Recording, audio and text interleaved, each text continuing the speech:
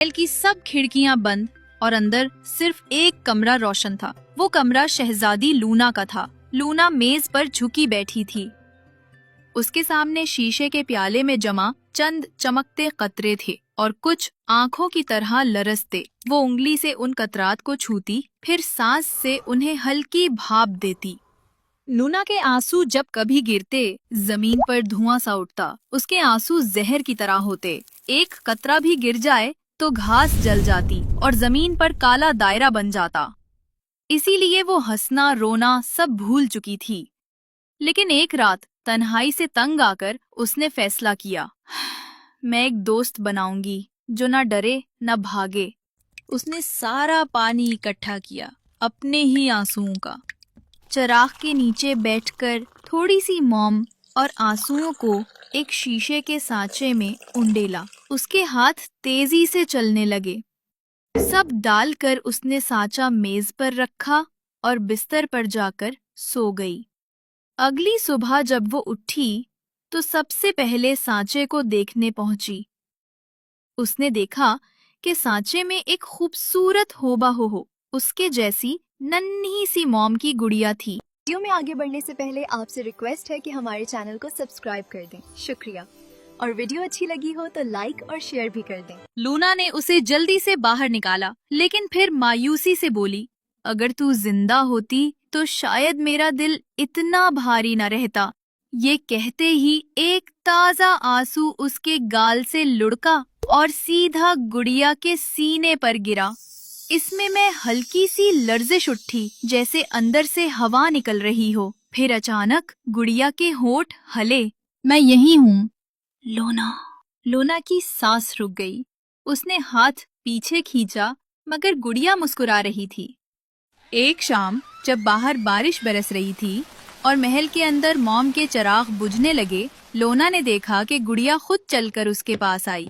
पहली बार अपने कदमों पर छोटे छोटे पांव फर्श पर दबी दबी चाप छोड़ रहे थे। लोना के दिल में खौफ भी था और हैरत भी। तू चल सकती है? उसने आहिस्ता से पूछा। गुड़िया ने सर झुकाया। मैं तेरे आंसुओं से बनी हूँ लोना। जब तू रोती है मैं जीती हूँ, जब तू हंसती है मैं बेजान मोम की गुड़िया बन जाती हूँ। लूना के हाथों से चराग की रोशनी लरस गई, लेकिन उसने गुड़िया को उठाकर गोद में बिठा लिया। महल की दीवारों पर गुड़िया का साया फैल गया, एक इंसानी साया। अब दिन गुजरते गए। लूना महल में अकेली नहीं थी। गुड़िया उससे बातें करती, उसके साथ खेलती, वो उसके बाल संवारती और आईने में दोनों एक दूसरे को देखकर हंसती। कभी वो दोनों कमरे के फर्श पर बैठ जाती और छोटे छोटे कपड़ों के जोड़े सीती, एक लूना के लिए, एक गुड़िया के लिए। कभी वो किताबें खोलकर कहानियां पढ़ती और गुड़िया जैसे हर लफ्ज पर तासुरात देती महसूस होती। रात को जब चांदनी खिड़की से अंदर आती तो लूना गुड़िया को अपने पास लिटाकर कहती, आज तो बहुत बातें हो गईं, अब सो जा छोटी दोस्त। और यूं लगता जैसे गुड़िया की पलकें भी बंद हो जाती हों। लूना कभी कभी सोचती, काश मैं जान सकती ये मेरी गुड़िया है भी या सिर्फ ख्वाब। कभी सुबह उठती तो देखती कि गुड़िया के कपड़ों पर फूल की खुशबू बसी होती, जैसे रात वो किसी बाग में जाकर आई हो।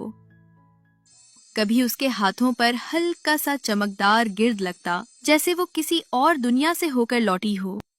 एक दिन जब लूना को उसके सवालों ने परेशान किया तो उसने कांपती आवाज में पूछा, क्या तू हमेशा से मुझ में थी? गुड़िया ने आहिस्ता से सर उठाया। पहले मैं मोम की थी, फिर तेरे आंसुओं से नर्म हुई और अब तेरे दुखों से सांस लेने लगी हूँ। लूना की आंखों में हैरत और शफकत दोनों उभरे। वो बोली, मगर अगर तू मेरी तन्हाई है तो जब तू मुकम्मल हो जाएगी तो क्या मैं खत्म हो जाऊंगी? गुड़िया ने कोई जवाब न दिया, सिर्फ चराग की लो के साथ उसकी पलकों की लर्जिश तेज हो गई। रातें गुजरती गईं और महल में कुछ बदलने लगा। पहले पहल नौकरानियां हैरान हुईं कि लोना के कमरे में दो साए नजर आते हैं, जबकि दरवाजा बंद होता है और शहजादी के अलावा कमरे में कोई नहीं जाता। अब गुड़िया बड़ी दिखाई देने लगी थी और बातें भी करती थी। वो खुद चलती, आईने के सामने बैठती और लूना के जेवरात पहन कर कहती, ये सब मुझ पर ज्यादा जचता है ना? लूना मुस्कुरा देती मगर दिल में एक अनजानी घबराहट भरने लगी थी। एक दिन उसने देखा गुड़िया खाने की मेज पर बैठी थी और उसके सामने रखा फल का टुकड़ा आधा गायब था। लूना ने हैरान होकर पूछा, क्या तू खाती भी है? गुड़िया ने धीरे से कहा, मैं वो सब बन रही हूँ जो तू महसूस करती है। जब तू भूखी हो मैं भी भूखी होती हूँ। जब तू उदास हो मैं सांस रोक लेती हूँ। उसके इतना कहने पर पूरे कमरे में अंधेरा सा छा गया। अगली सुबह महल में सब कुछ जैसे मामूल पर था, मगर लूना के कमरे की फिजा बदल चुकी थी। खिड़कियां बंद थीं, हवा